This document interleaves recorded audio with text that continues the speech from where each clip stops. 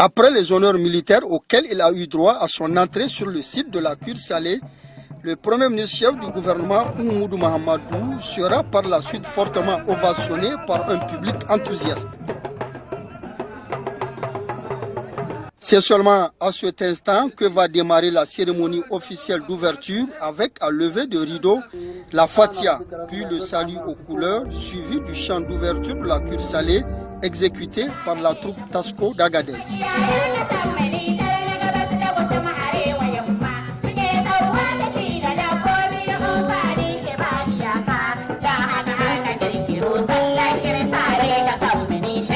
Cette cérémonie a été aussi marquée par plusieurs interventions. En effet, le maire de la commune rurale d'Ingal, le représentant des éleveurs, celui de la plateforme paysanne, le président du conseil régional d'Agadez, le gouverneur de la région, puis le représentant du corps diplomatique accrédité au Niger, tous se sont succédés pour des interventions dans lesquelles ils ont ressorti l'importance de la cure salée.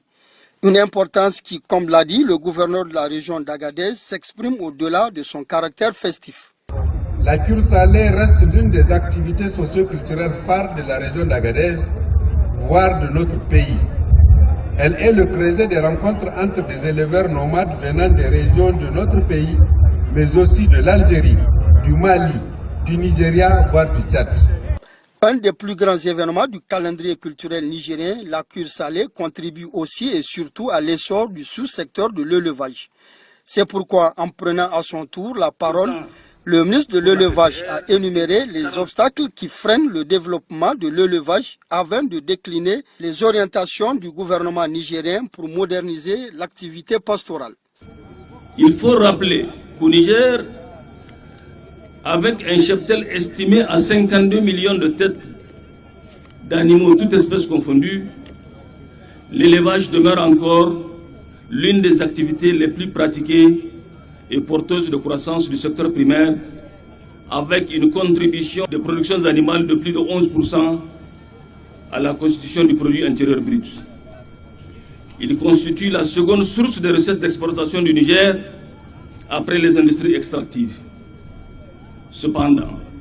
le sous-secteur de l'élevage fait face à plusieurs contraintes pour son développement, parmi lesquelles on peut citer la surexploitation et l'utilisation non durable des ressources foncières et pastorales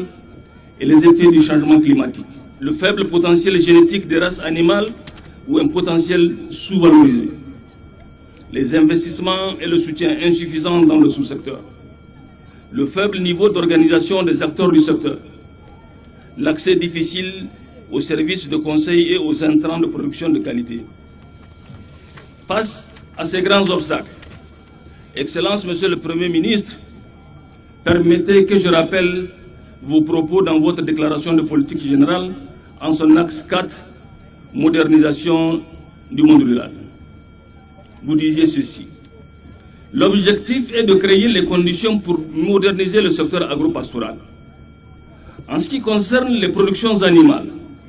le gouvernement envisage d'améliorer le mécanisme de sécurisation et de vaccination du cheptel, de rehausser le maillage en ponts d'eau pastoraux, notamment dans les zones difficiles, d'aménager et sécuriser les espaces pastoraux et réhabiliter les terres pastorales dégradées,